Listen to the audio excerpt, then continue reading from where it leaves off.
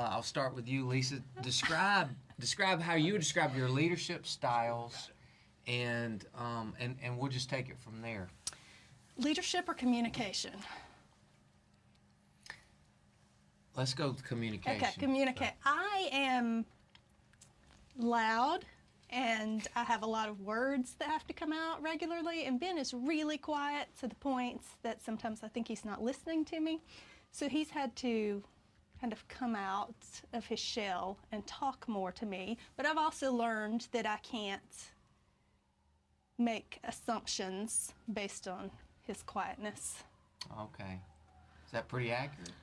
Yeah, I would say that I would describe both of our styles, though, as direct. Yeah. One of the things I appreciate about her is that there's no algorithm. She doesn't drop hints for 3 weeks, and I don't have to decipher this complex, system to understand what she's really thinking. She will come out and tell me. Oh, good. That is a true. gift. That is a gift. It's not always a gift, but So take me back to like the first 3 years of your marriage, if you can remember there, and compare the first 3 years to now. Mm-hmm. How would you say that generally your ability to give and receive your communication, how has that changed? I think that, well, heck, I'll go back to dating. We dated 4 years before we were married. In the first 3 years of our marriage, we didn't have any kids. It's just the two of us. So it was really a 7-year period of us really getting to know each other. Right. And I think we were two very different people in the beginning. yeah. Very different people. And trying to figure each other out through that dating process. But we've grown to become more like the same person in a lot of ways now. Mm-hmm. But I think that first 3 years of marriage, we were trying to start new careers at the same time. I think we were both also taking a very, very significant step spiritually, both individually and as a couple. So we were learning to, I think, how to really be Christians because we were so young that we just haven't had the chance to really, I think, apply the word, right? It was more of gaining the intellectual knowledge, and of course that first 3 years, it's all right, let's start trying to walk it more. I think our challenges in the first 3 years were more financially related. Yes. Okay.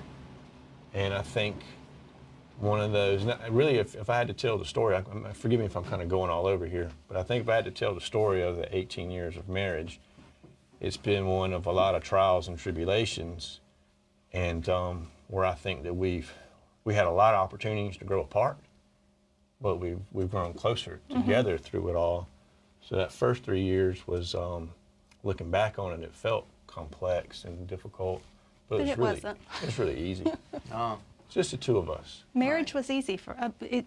It started out. Marriage itself was never a struggle for us.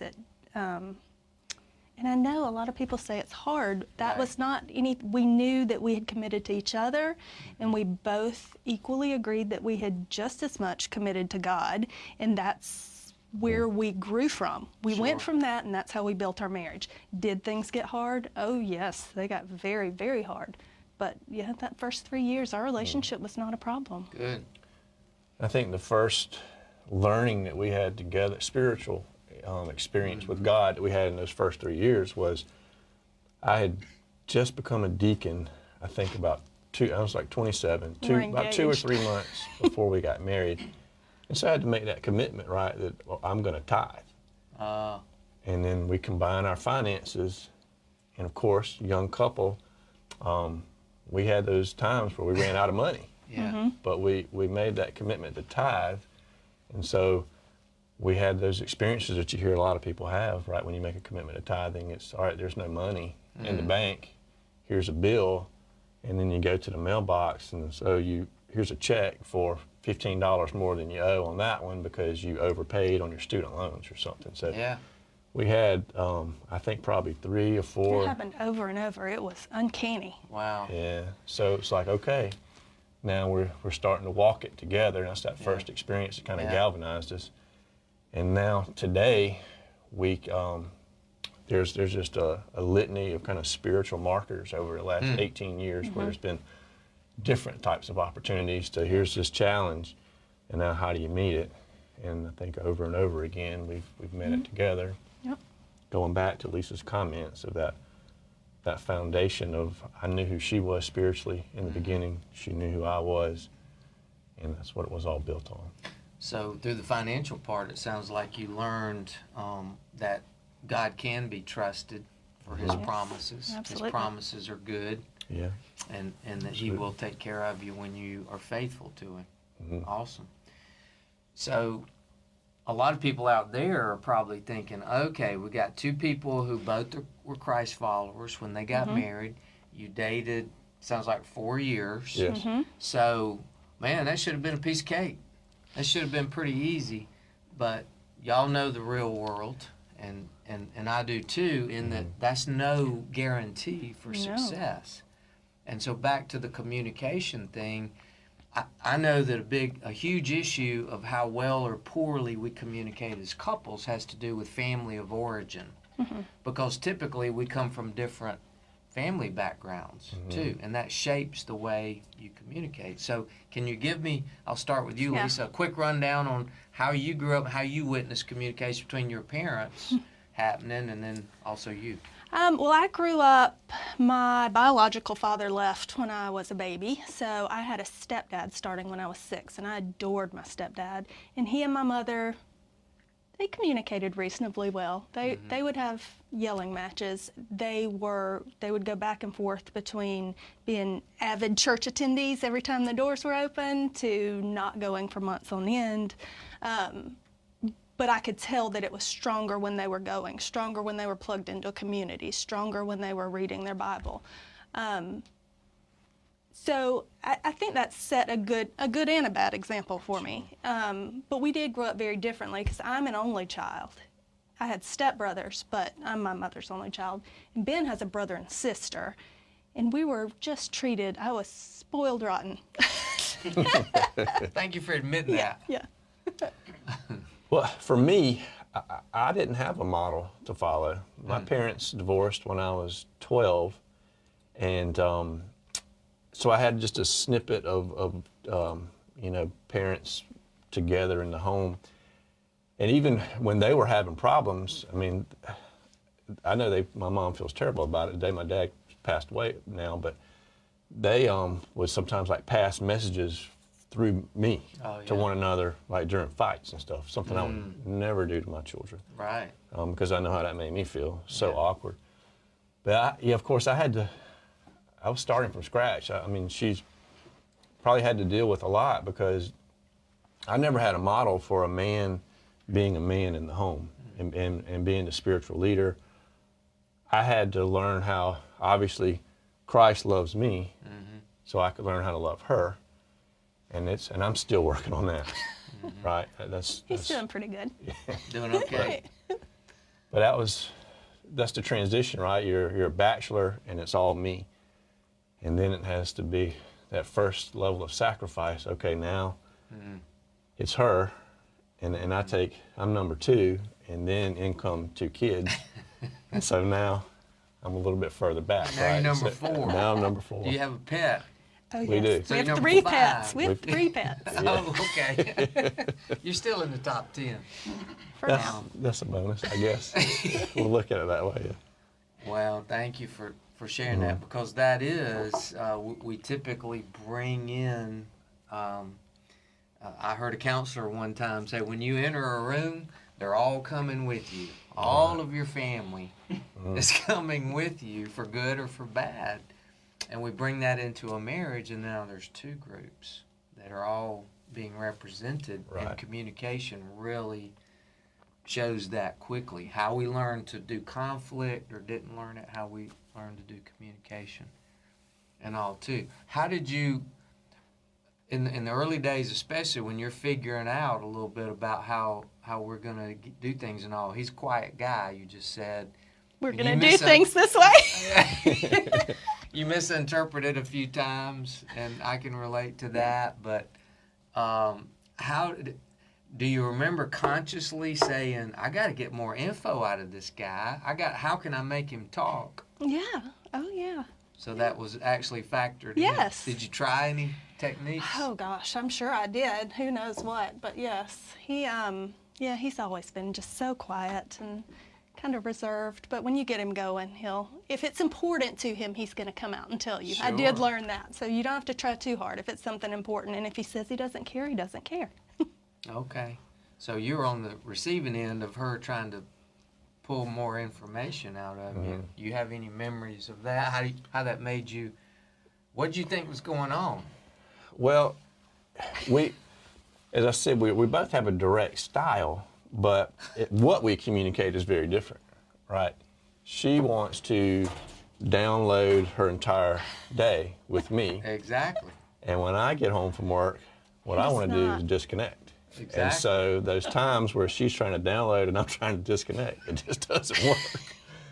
So I think she's probably learned how to pick her battles, Yeah. right? And when to download on me. So when you say, how was your day, what would you, I know what you would get, but tell our audience what you would get. He'll say, it was fine. It was work. It was work. It was the same. I went to work. There That's you what go. he would say. I experienced work for the last 8 to 10 hours. I don't want to relive it. Like, it's done. I was like, You did had anything just- happen? Well, Yeah. I worked. You had just spent the commute decompressing it. Exactly. And now here she is bringing it back up. That's If the right. comments disappear, just swipe over or up in the rear view. Okay. And so, and then you, though, if you said to her, how's your day? Oh, he doesn't ask. I don't need You to. learned not to ask. It just comes.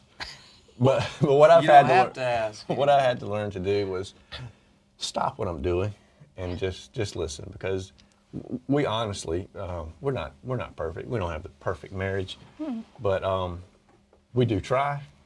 But I will say that she knows me and I know her by now, and she'll just let me know if, hey, I'm trying to communicate and you're not participating. Right. So of course over time it's like, all right, I know what she needs to talk right now. Let me pause the TV, turn it off. Let me put my phone away and just sit and let her down. Good I for think you. another thing is that I'm a fixer. Yes. So when she's airing it all out, another mistake I have made is, okay, well, let me just stop you. This is what I would do in that situation, Yeah. that one, and that one. And she finally told me, listen, I pretty much know what to do. Yeah. I don't need the help. I just want to tell you about it. I just need you to hear. I just need empathy Yeah. You just need to be and heard. the pause button. That's right. Yes, that's all I need out of life. I am so glad you mentioned that, because a lot of guys' heads are nodding right now, and mine was too, because I'm like you are, and it took me way too long to realize it. But at some point after I had, let me tell you what you ought to do, Right. and then only to, it end up in tears with Sherry, I realized, God, what an idiot. I'm not sure that's what she's looking for. No. It's as you said, the empathy and all. So Sherry Schumart is watching, and Joe Rayburn and Ron Powers and my friend Ginger up in the upstate is watching. Thank you guys for tuning in, and Donna and Stephen Ramsey. So also don't be hesitant to chime in with some questions. Like last season when we did this, you guys were really good at asking some really good questions or giving some good comments that I could jump in on. Same with this series, is feel free to ask any question that you need to ask there. So let's jump subjects just for a second. You've got two children that are of the age that they've got a lot of activities going on. I know you're in a really, really high pressure career. I won't steal your thunder, but why don't you tell us what turn your career has taken recently and what that involved? So my point being, how in the world do you get done what you need to do, and how in the world do you choose priorities these days? Mm-hmm. Okay. Well, I'm an attorney with Leviner Law Firm right here in downtown Summerville. Hi. I do family law, and I love it, and it's wonderful and Christ-centered and kingdom building, and it's a great place to work, and the way that I found it is a God story for another time. It is I went from being a stay-at-home mom since Jackson was a year and a half to being an attorney, and that was a really big leap. So prioritizing time. My job is really flexible. Amanda Leviner is my boss, and she knew when I entered what I needed, and she has given that to me. She has given me so much flexibility. I'm able to take Jackson to appointments. I'm able to get off work and do whatever I need to do with my kids, and I'm able to go to school stuff and just anything and everything.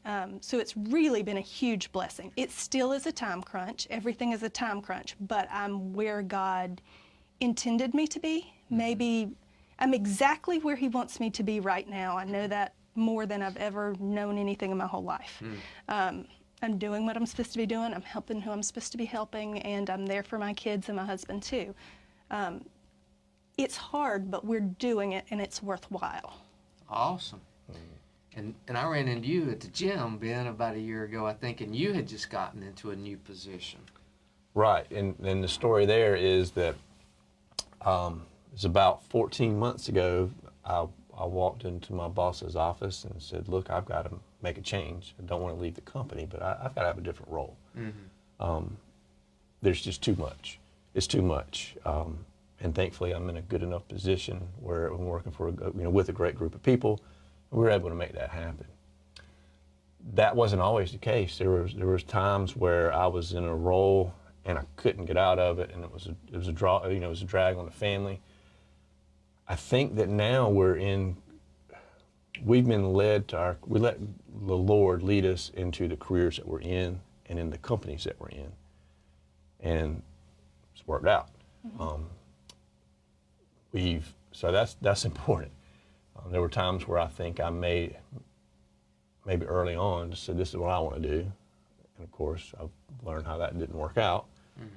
And so now again we let the Lord just a lot of prayer and prayerful consideration for her to even start working, period, and then let the Lord lead her to where she is. So that we have good career, like good landing spots, I would say.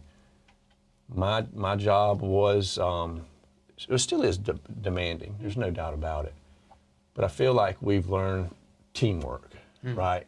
So we have things that are non-negotiable, we're not going to give up. I'd say it probably starts there. Like, what's our foundation? Right. What are those, and we want to live a balanced life. We want to manage our finances well. We don't want stress from that. So we're intentional about our finances. We've mentioned, the spiritual side of things. That foundation has to be there. We won't compromise that. We want to make time for social interactions. There's time where she needs time with her friends. I need time with guys. We need time with friends together. They're mutual friends. We want to make sure that we have time for the kids. We don't want any of that. The physical side of things. You saw me at the gym. Like, I want to make sure that I'm physically fit. I'm able to handle stress, and I'm able to do everything I need to do around the house, right? But so I want to make sure all that stuff is in line. And if an opportunity comes up, we may say no to it if we feel like everything's going to get out of balance. Right. We haven't mentioned our oldest has special needs, and hardest working little guy you'll ever meet. Oh, yeah. And AB student, but he probably puts in 14 hours a day. Yeah, maybe. he works on homework and makeup work till 8 or 9 o'clock at night every night. Yeah. He's just. And there's times where we need to be involved with that. So we've kind of learned through trial and error. It's better. She's more patient, so it's better for her to help with homework. And she hates cooking. I like cooking. I hate cooking. So we'll. Also, I'm not very good at it. Come home. Yeah, we get home. I'll take care of dinner. She'll help with homework. As one example, we know what we like, what we don't like, and good trade-off. kind of manage it. Yeah. Awesome. Yeah. So, you said something a minute ago that cued me there too. It sounds like you used the word balance, but you also used the word discipline. Right. A lot of folks today, when they hear or read that word discipline, they think that means leisure's out the window, friendships all the things I enjoy doing I can't do because I'm supposed to be disciplined.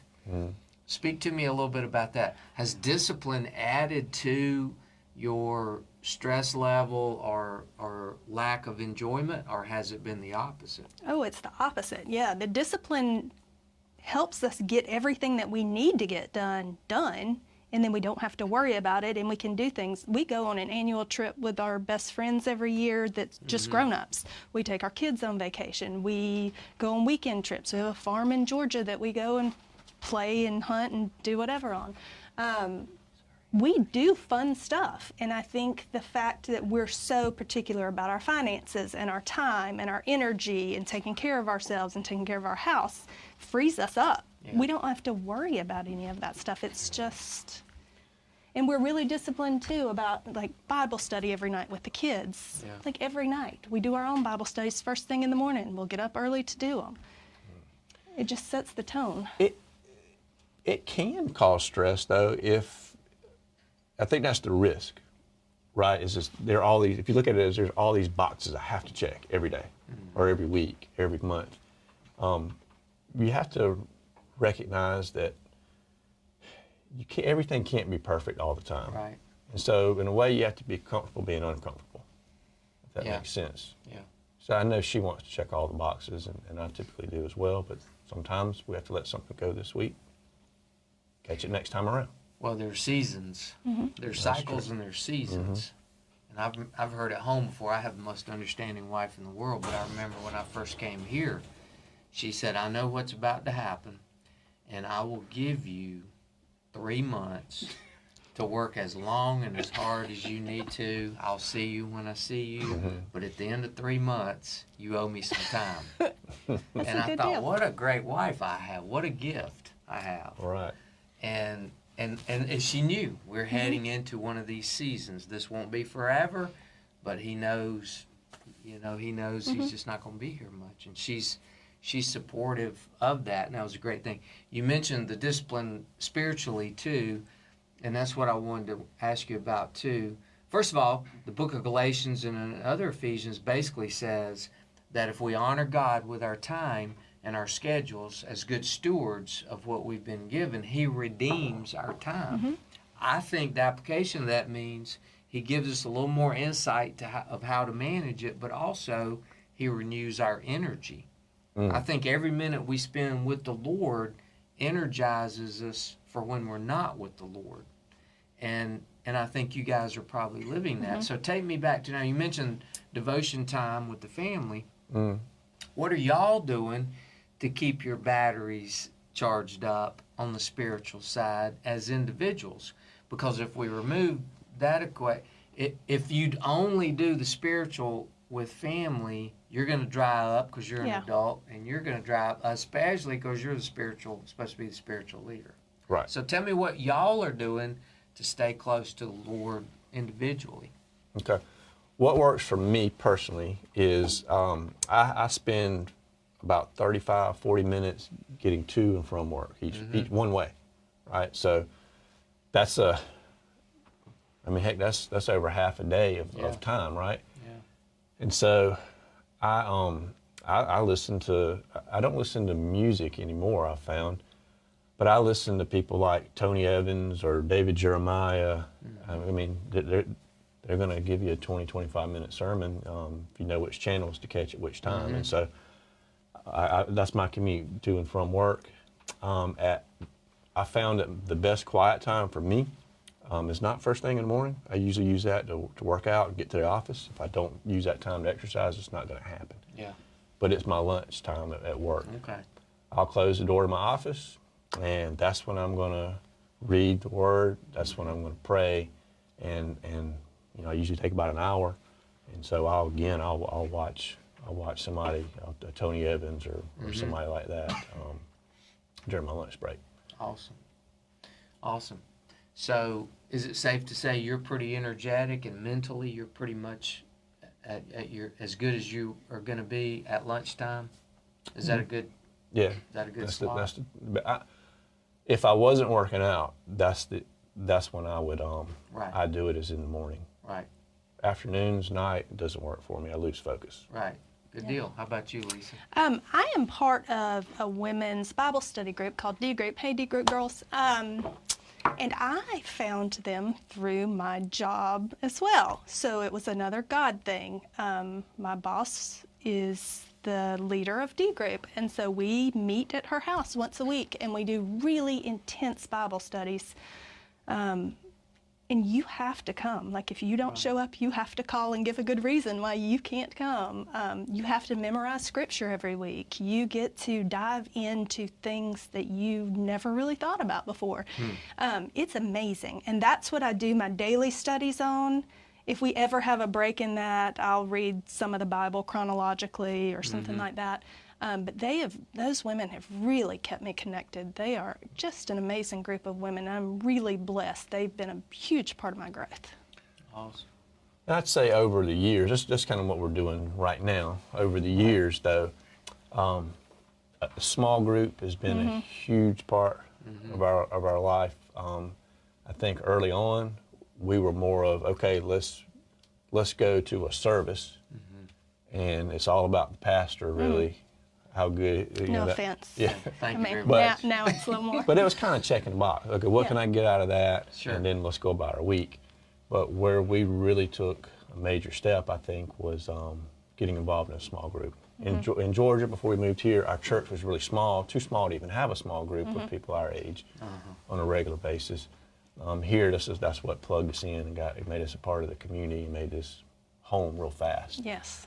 But she's doing a women's Bible study. There's times where I've done men's Bible studies.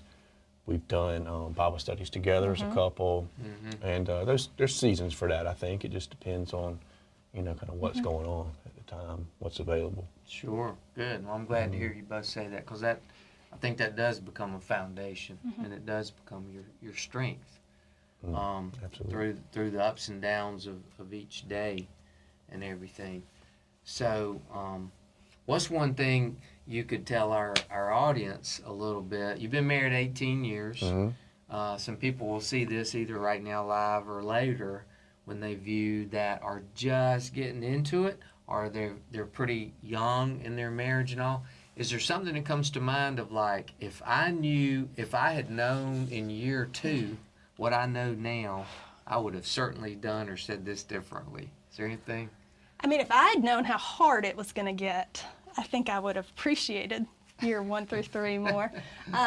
But I will say, even the hard stuff, you pray through it, you get through it, and you come out much stronger. You're giving God a chance to show out.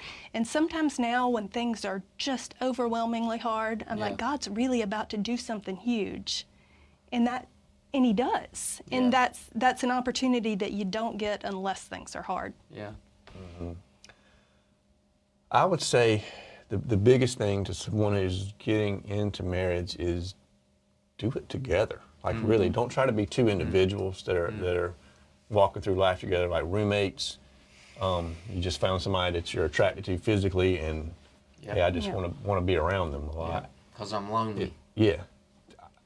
Trials and tribulations are coming. Everybody's going to experience it. It's so much easier when, number one, you are both Christians, and then you're facing those together. Do it together. We know couples that get married, and I don't want to offend anyone, but it's okay. Well, here's your checking account, here's mine, and we from the get-go, it was everything's in the same pot. Here it all is. You know everything. I know everything. And we're just going to do life together. Yeah, nobody's hiding anything. There's no secret anything. Sure. It just, if it's awful together. And if it's great together. And that makes it even better. And talk to each other for sure. There you go. When there's an issue on the table, then it's like, okay, let's talk through this thing. How do we want to approach it? What spiritually, what's our strategy? How do we raising the kids? Discipline. How do we want to teach our kids spiritually? How do we want to shepherd them? Like, we develop a plan together. You agree, I agree, hash it out. Okay, now let's go do it. And I think the key, we hash it out. Like, we don't go in agreeing. There are a lot of things that we disagree about, and sometimes we have to respect the other one and find a way to meet in the middle. There you and just compromise a little. And at that point, move forward. Yeah. Which is a conflict management principle. Mhm. If we can meet in the middle, we both give up a little Yeah. bit, we'll be okay. And you just hit on earlier, you know, it's from Genesis through the New Testament, that principle of, that's the whole idea, is to coming together as one. You're not losing your identities, you're just consolidating them into one, you know, one flesh. Yep. As the Old Testament writer said. And then Jesus reaffirmed that. You know, he said, you should have heard by now, you come together as one. Right. And I think that's awesome. You brought it up a minute ago. So before we run out of time completely, what's one of the biggest setbacks, the biggest crisis or challenges that suddenly came into your family or into your marriage, that it put both of you back on your heels, maybe? If you don't mind sharing it, what was it? I think I know what it was. What was it, and what'd you do over the next 48 hours? I can tell you the time that I ended up on my knees instantly. Jackson has had just a variety of genetic disorder and autism diagnosis and a lot of stuff. He had surgery with, he had an external fixator on his shin. So it's this big heavy piece of metal that screws into the bone. It was unpleasant. After they cut your they cut shin your bone in half and reset it, and yes. they put screws through it. And he'd already had body casts twice. It was not a good time. And I was pregnant and very sick my entire pregnancy. So it was a really hard 9 months. Yeah. And Parker was born, and she was beautiful and perfect. And she was born early, so Jackson had not had the surgery to have his fixator removed, so he was hobbling around. So she came and was great, and 2 days later, we noticed she was throwing up everything that she ate. And the hospital had already signed her release papers, they had discharged me, and they called me back in the nursery because they're like, we need to check her out if she's really throwing up everything she eats. And when I was back there, they said, do you want to ride in the ambulance with her? And I said, what do you mean? She's been discharged. And they said, no, she's going to MUSC. She has to have surgery. Her esophagus isn't attached to her stomach. So I had just had a C-section, and I had to get in the ambulance with her to ride to MUSC. Ben had to take Jackson. The grandparents were here, thank goodness. But it was an awful, that 48 hours, we went to the hospital. They put all these IVs in her. She had not had any sustenance the whole time she'd been alive.